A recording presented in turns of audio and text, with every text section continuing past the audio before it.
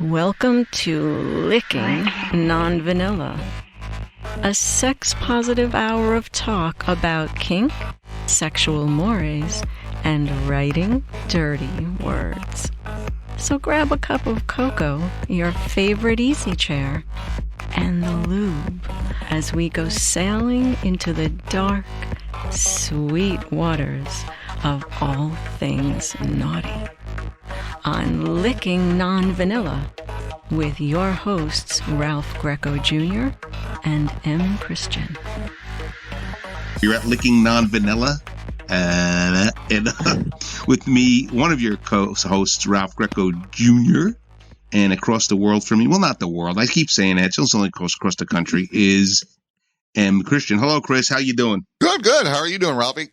I'm good. We call him Chris, but you have to call him M. Christian because you're not allowed. And just don't call me late for dinner. That's all I ask. That's right. Exactly. We are lucky today to have the return of a guest we had very early on, and somebody who was very, very close to us. And she lives actually far from where I live, so that we can't get it together and hang out, unfortunately. But there, I can see her, but her name is Octavia Hunter, and Octavia is a wonderful person. We love Octavia, and she's allowed us to have some time with her today again on Licking Non-Vanilla. That's Licking Non-Vanilla. Octavia, how are you, hon? What's happening over there in the great state of where you are? It's getting warmer. It's nice, actually. What's your weather like? Because here we're just getting the warmth to melt the snow. What's it been like for you?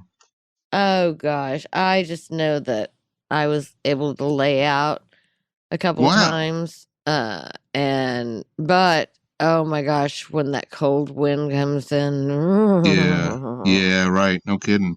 Yeah, Chris lays out bottomless all the time. I don't know if you do the same thing, but you get by Chris's house anytime. He's always there, right, Chris? In the thong and the heels. That's it. Yeah, I know how he rolls. Octavia, we got some, last time you were on, we were talking about a whole bunch of stuff. And what we were talking about, one of the big things we were talking about was your book that's coming out. And that was a while ago. And now the book is actually coming out very soon, right? Well, I mean, we should be here in a couple of weeks, maybe? Yeah, like 2.5, maybe 1.5. That's great. That's exciting. That's wonderful. Yeah. What's the title of the book at this point? Licking Non-Vanilla. Much. There you go. I know she's going to be a wise guy about that. What is the title of the book? No Cinderella Story. Now, the reason it's called No Cinderella Story is why? Because my life has been a series of up and downs and round. Kind of like Cinderella. I just haven't found my Prince Charming. Well, no, you're wrong. You have them right here. I don't know what you're talking about. But there's also a reason the Cinderella name comes up, right? Yeah, we just came up with it like 15 minutes away from the studio. Right, because what Octavia's referring to is way back in the day, she was Little Cinderella in the porn world. That was her moniker. And like she said, they came up with it pretty quickly on the way to the studio. That's the story. So she was riffing on the fact that her name was Little Cinderella in the porn world, but also the Cinderella story. It's not all about finding your glass slipper and going onward. And it's a very interesting story, very well written, I must say. And and it's just going to make one of those great reads. Chris, I can't wait till you get a chance to read the book. I'm looking very forward to it. I hope someone sends me a copy, because I will definitely, take a look at it and write it up, or as much as I can possibly do. Yeah, it's a really cool thing. And I think, have you established then, Octavia, because you have a ton of fans all over the world. They're going to want copies of the book. They're also going to want an ebook and print form, I'm assuming. And then I think you were talking to me about some sort of autograph, figuring out how you're going to autograph the book for them, right? Yeah, it's going to be kind of hard. I mean, I have to go get a P.O. box and everything. So what I'm thinking about doing is just having like 10, 20 pictures. They could pick 1, 5, 2, or 10, or all 20, and I'll autograph the pictures and then send them to them.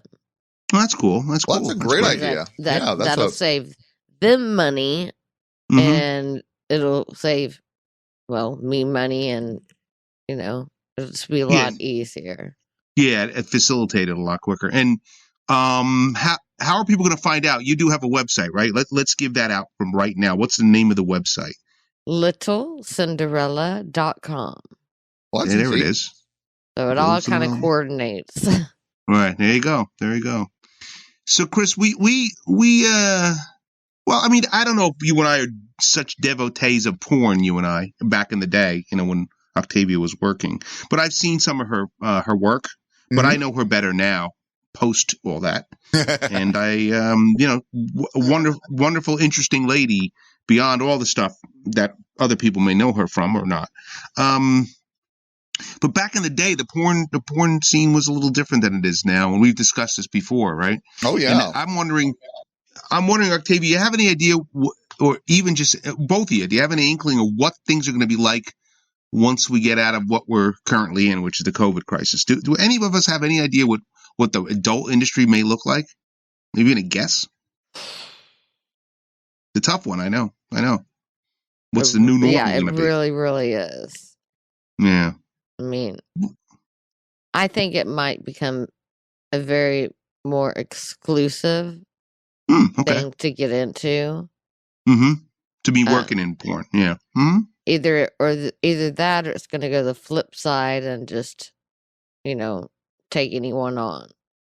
Yeah, I think we've discussed this right before. We all had this thought or discussion about things. These are going to be very exclusive and tight, or they're going to be crazy. Just in culture in general.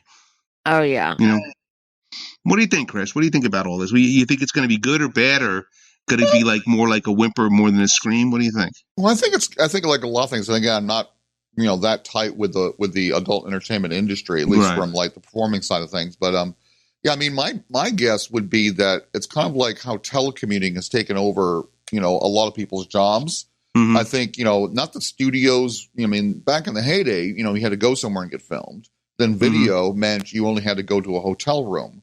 I think we'll probably see a lot more of that kind of thing. The lack of the big studios, and just doing a lot of more, very kind of like simple and kind of like, once again, kind of like taking the whole idea of the hotel shoot, and making it like even more streamlined. Yeah. Right. And I agree with about the exclusive thing, because we might be stuck with this for a while. So it might be kind of like, how sometimes adult performers will only work with certain people that they know like their STI status or something similar. Mm-hmm. So it might be kind of like that. We have a little gaggle of performers who all know if they're negative for COVID. Yeah, right. Well, Octavia, back in the day, that's how you guys were tested, right? Back in the day, for a different reason, you guys were tested, but you were telling us, no, not for COVID, but back then, else. It was pretty tight about the STTs, right? You guys were like constantly tested, right? Yeah. Like once a month. And you tended to work with the same people again and again. I mean, you saw a lot of the same people. Yeah, I had a list of like 10 people. Mm-hmm. And one was my boyfriend at the time. So then you know where that's going. So you're okay there. Yeah.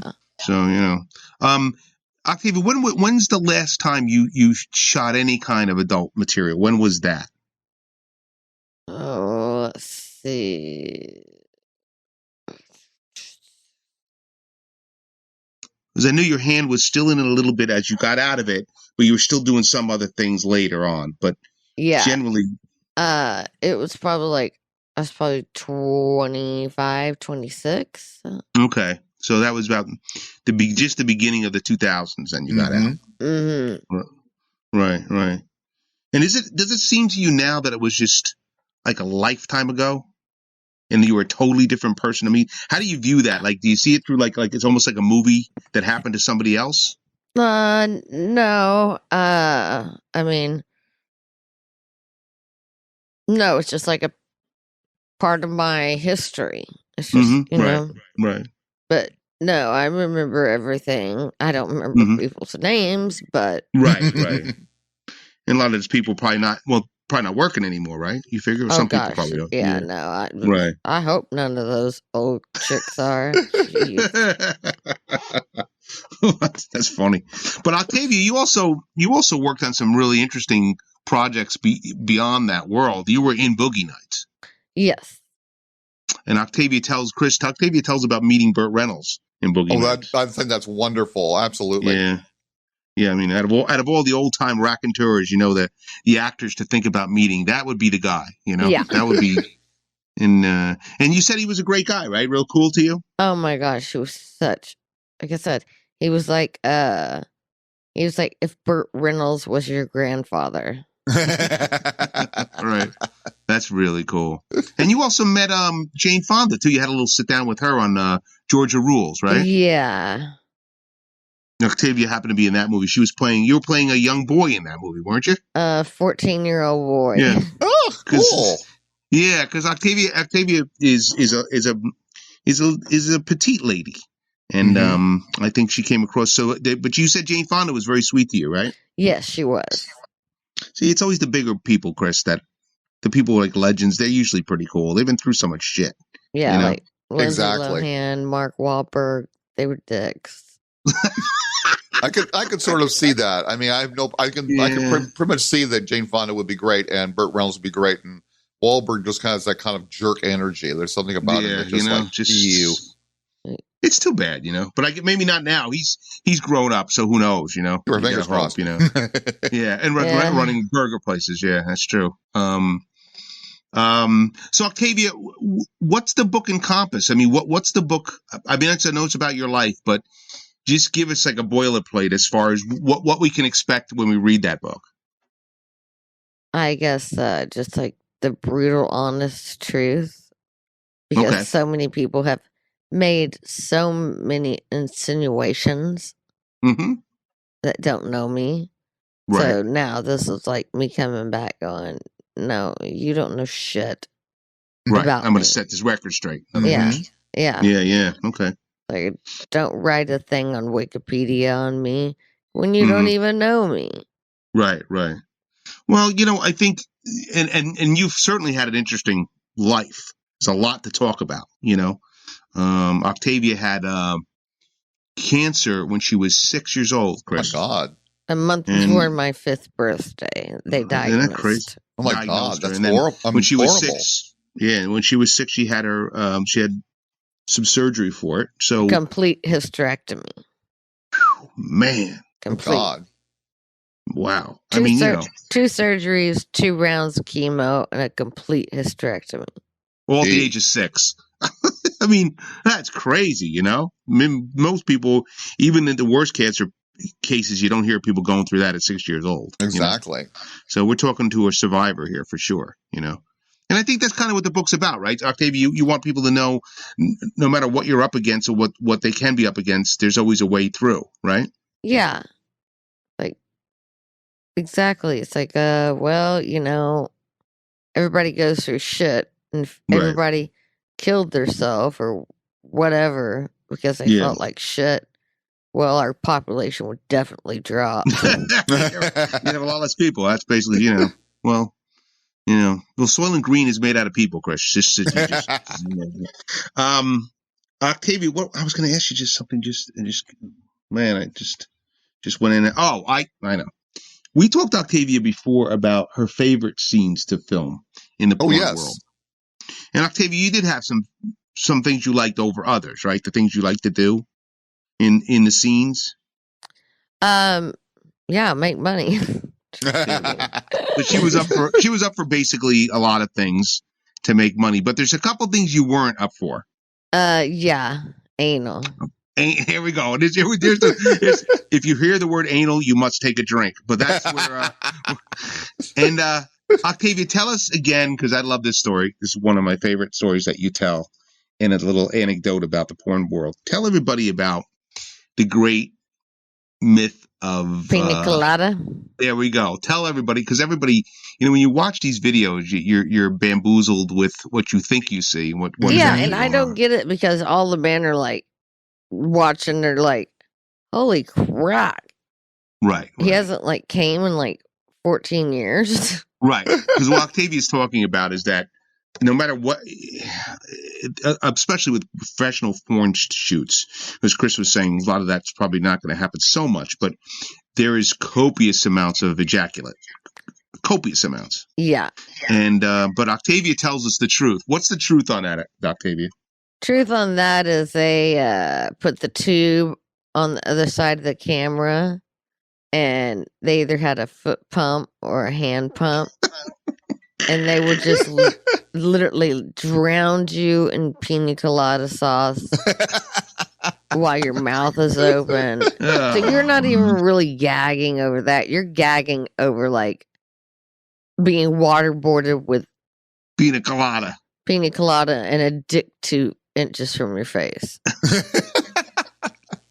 These are the hazards of the job, Octavia. You know what I'm saying? But pina colada doesn't feel good in your eye. Let me just say that. Yeah, I mean, and have you ever been a fan of pina coladas? I know you're not now, but had you ever? No, been? I loved them. Okay. But now I'm like,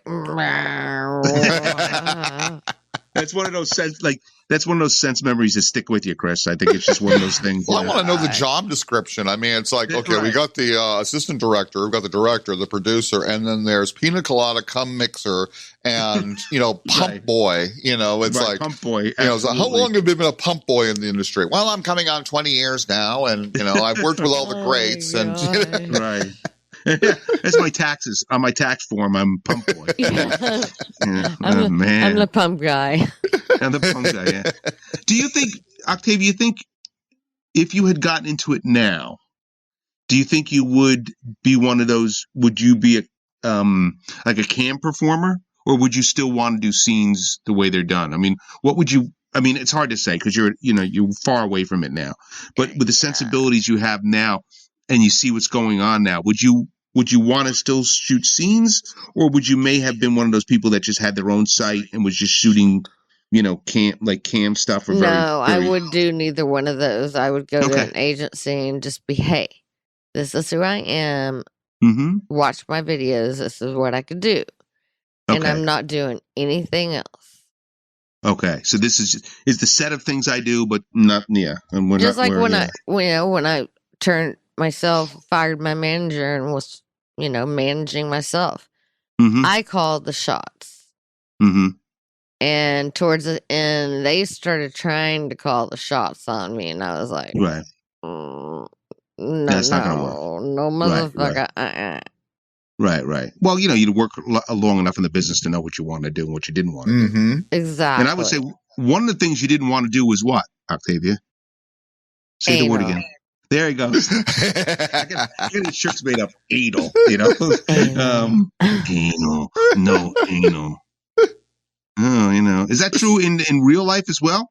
Mm-hmm. Are you against that in real life? You could tell us. We're close to you. Yeah. No, okay. I was raped anally in a scene. So that was it. That was it. And I didn't even really like it before. I mean, it was uncomfortable. It was like, right. You got to think. I don't even wear tampons because I had my hysterectomy. Yeah, right. So it's all. What? One side my vagina likes it, but my anal does not. One side is definitely everything's good, and the other, yeah. Okay, well, I can't argue. Perfectly understandable. Yeah, right. Completely understandable. Completely fine. So, Octavia, when the book comes out, because we're still in the time of the big vid here, what do you think how are you gonna sell the baby? How are you gonna get it out there, get it around? Well, we are doing a press release. Cool. And then I'm just gonna start hanging out at corners.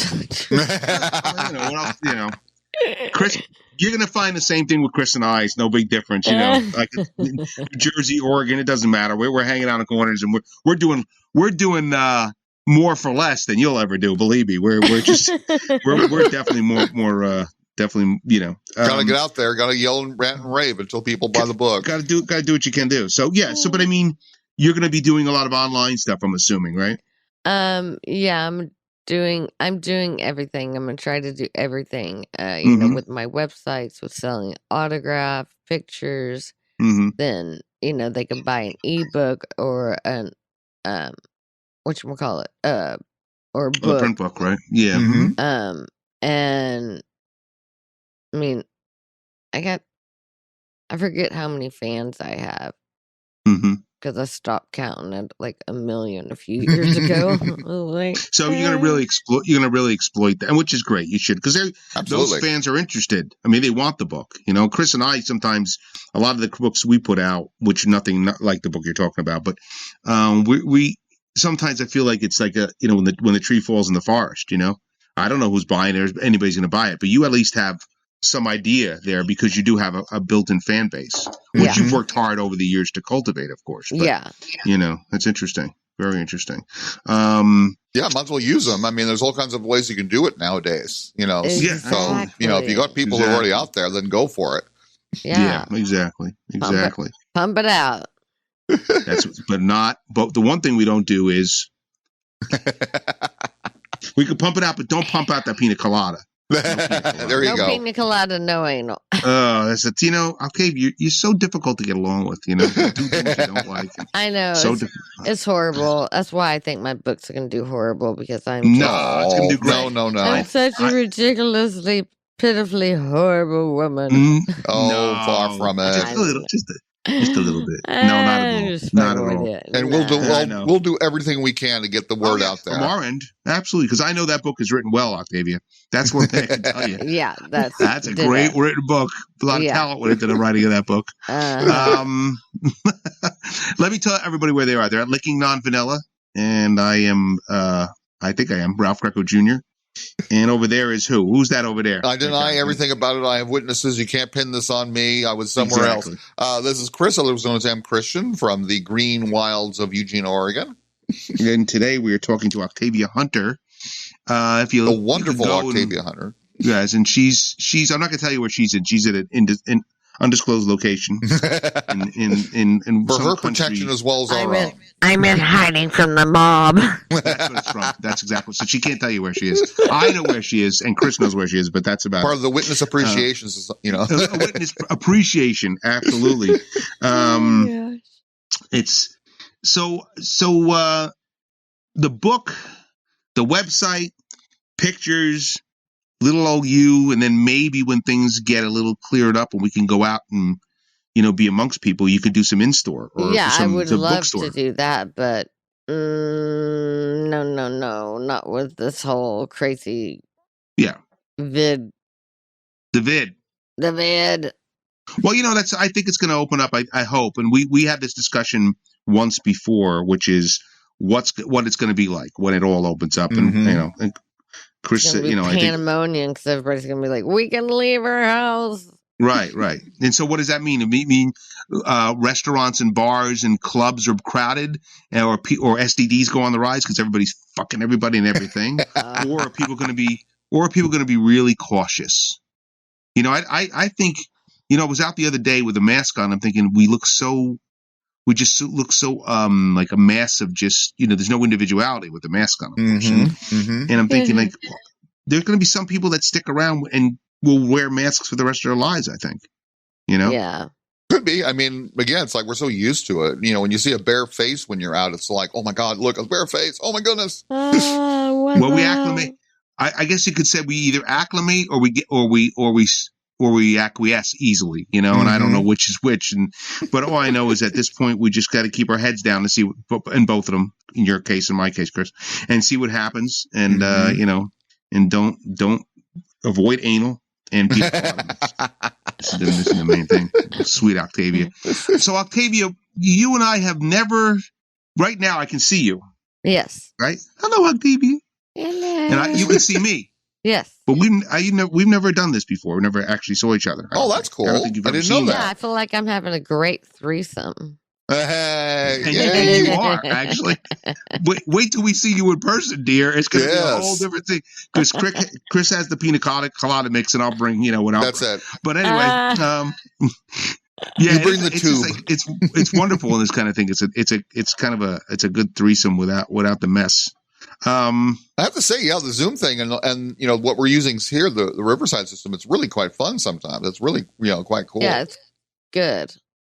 Yeah, and we got to thank our producer for that, because what happened was Chris and I, this is about, I don't know what show this will be, but we're well into our 20s of the shows. Mm-hmm. And, the beginning, it was a little, we had some fits and starts with the programs we were using, and there's a ton of different programs out there. Mm-hmm. I talked to a guy in Thailand on Thursday night, and Octavia might talk to him too, somewhere along the line. Cool. Guy named Bruce Feynman. Actually, we met Bruce at Why Not, Chris. Oh, okay. I think I remember it. Yeah. He runs Adult Site Broker. And I talked to Bruce the other night on his podcast, and, Thailand, bro. We're talking to Thailand. And that's so cool. It's seamless. It's really amazing, all this technology stuff. So we worked hard. Well, I could say our producer worked hard and just sent the link to us to get to this now. But this is great, because not that we're particularly going to put things up on YouTube to look at, mm-hmm. but it's nice to be able to see the guest when you talk to them. Absolutely. Yeah. It just gives you a little bit more intimacy, and I could, it's just something about it is nicer. But like I said, Octavia and I have talked before, and she was always nice. She goes on Skype and she, lets me see where she is and all that kind of stuff. But I've never done this before, because I'm just so fucking vain. But, and I, but no, this is a nice thing to do this way. So I think it's fantastic, and you're right. It's so nice to be able to see people, because mm-hmm. With a voice on the phone, it's like, it's still nice, but at least we can put faces to names, and I think it's much more engaging. So thank you, Mark, for finding this. So he did a great job locating this. Yeah, and so Octavia, what's the rest of the day entail for you now? What are you going to do today? Anything good? Sorry, I was waving my hand because I realized Hello, sweetie. That's a door. That's a mirror behind me. Yeah. Yeah, I don't. Yeah. So Octavia, are you going to get some pina colada mix and little anal? What do you think? Yeah, I'm gonna do that. Get the pump and everything. Good. And I get all the anal toys I could buy. There you go. Why not? Well, dear, we thank you so much for being on the podcast here again. Yeah. And let's everybody give the information. What's the name of the book, and also the name of the website? Nice and clear so everybody can hear you. No Cinderella Story. Okay. And that's a book. And the website is Little Cinderella. I'm sorry, Linda. That's sorry, that was a joke from last time. LittleCinderella.com. Right. That's right. I called her. What do I call you last time? Linda Cinderella. Yeah. So it's not Linda Cinderella. It's Little Cinderella. Yeah. All right. I got you. So look for that book in a couple of weeks. It's going to be out. We'll let you know. I'll blog it and we'll talk about it, but we're definitely going to do it. Octavia, thank you so much, sweetie. It was nice to finally get to see each other. Yes. Thank you so much, Octavia. It's always a delight. We'll get you back on in very soon, and we'll do all we can to make sure your book flies off the shelves. Yes, and but we want people to buy it before it flies. But that's for sure. You take care, Octavia. Okay. You too. Have a good one, y'all. Take care. Bye. You too, Chris. We'll stay on for a little while and just gab. Sure. Bye, Octavia. Bye. That was the wonderful Octavia Hunter. She is so delightful. I'm so glad we had her back on again. She is so fantastic. Smart lady. A lot to talk about, and a lot of good experiences. And just interesting stuff that happened in her world and her life. And the book I've read the book, and it's going to be really, really fantastic. It's a roller coaster ride, and it's an honest account, very honest, and it's just one of those things. You just got to get into it, and it's a lot of fun. I can't wait. I'm definitely. I gotta get my hands on a copy. So definitely let us know when it goes up, and we'll buy many copies. Yeah. We'll do all that kind of stuff.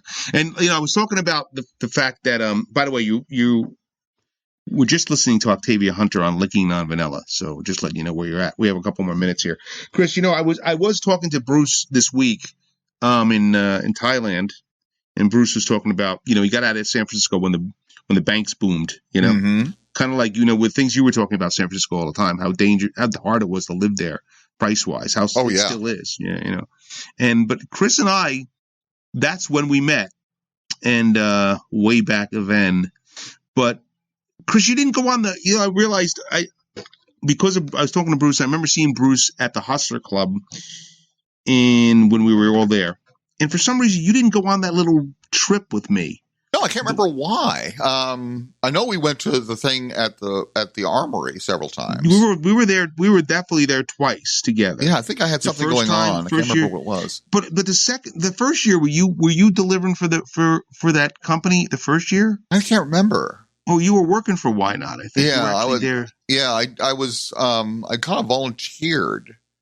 Yeah, I did the same thing the second time. But yeah, it was weird because what I was reminded of, we went on because Why Not got us all into strip clubs for free. Mm-hmm. They had like a little bus that went around the city and dropped you off to certain ones, just, and I went out with somebody I was working with at the time, who I went to the convention with. That was the first time I met you and a couple other people, but you were not with us on that trip.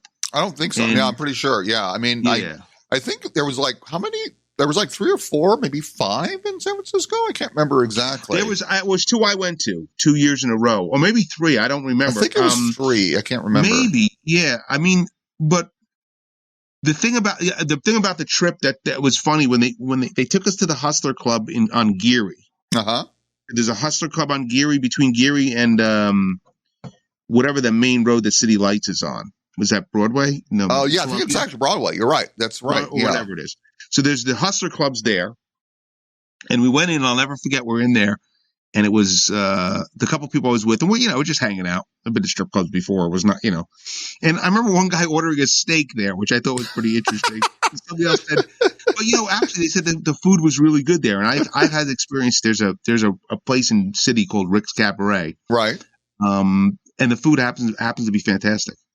I mean, because in some of these places you are paying a lot of money to get in. And you are paying a lot of money for bottle service, and men and women come there looking for a little bit of a more high-end experience, I don't know what's going on now in strip clubs, but a lot of them have closed, unfortunately. Yeah, it's true.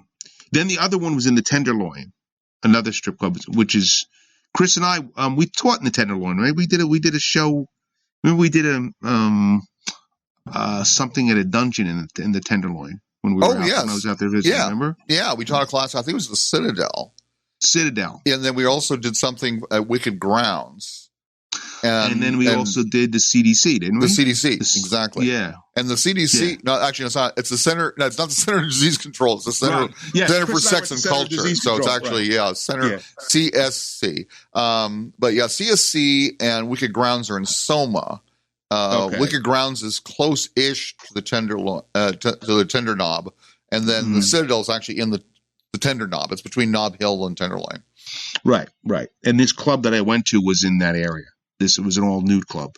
It was on the same, going around with the bus, doing that kind of thing. But you were not with me, and I to this day do not understand. We had met at Why Not and we knew each other by what I was sending back and forth to you when you had frequently felt. And we've talked about the story before. I didn't do that. It's weird. I'll have to try and rack my brain about it. I know I know that there was 2 years back to back when they had the fetish. I mean, the Armory was open, because I remember one time it was huge, and the next time it was a little smaller. But I don't know. I think I had something going on. I mean, I pretty much had like another job or something like that. I know I had to leave the Armory because it was funny, because I was on a Rockland time. I met all kinds of people, and I really didn't want to leave. But I was driving for that mushroom company, and my shift started at like 7 o'clock in the morning. So I left at like 1 o'clock, just basically ran home, got 5 hours of sleep, and then was driving a mushroom truck for the rest of the day. So isn't that crazy? I mean, we talk about being a freelance writer. You take some jobs sometimes to supplement your income, and that's what Chris is talking about. Yep. Sometimes if you're not, like, if you're going through a slow period, it's like I was driving for like a Lyft for about 3 years. It's only recently I've actually sort of like been able to do it full time. I mean, full time. But you do what you take. But I don't know why I missed that. It's funny. I don't think I've ever been to a strip club in San Francisco. I mean, unofficial ones. Actually, what's that one that was unionized? It was run by the workers. I can't remember the name of it. It's right around the corner on Broadway. I know people are probably listening to the podcast going, I remember it. Yeah. It was very small. I remember I went there with my wife at the time and a friend, and they had like amateur hour. So if you just wanted to, and it was really kind of like the dance between erotic and sleazy. But that's that. Oh, I went to one other one a very long time ago, and that was off. That was no longer exist, and that didn't exist for quite a long time. But it's like I don't know why I didn't do that one. It's funny, but I think probably either had to work or something else. Well, there's a famous strip club that's still there. It's on the corner of Columbia and Broadway, I believe, where Carol Dota used to do her thing. Yes, and my dad, when someone was crushed. What? Someone was died there because they had this piano that was on like hydraulics. That's exactly it. My father and his partner, when they were years ago when they had their business, they went out to San Francisco and they had clients out there, and he actually got to see Carol Dota. The whole thing with the piano, she'd come down on the piano, was suspended, right, and come down.